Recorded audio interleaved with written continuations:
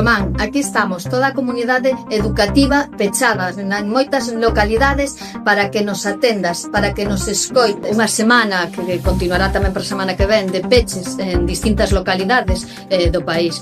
E aquí imos a pasar a noite de hoxe debatindo e analizando a situación toda a comunidade educativa galega que está reclamando un cambio nas políticas que está levando o Partido Popular.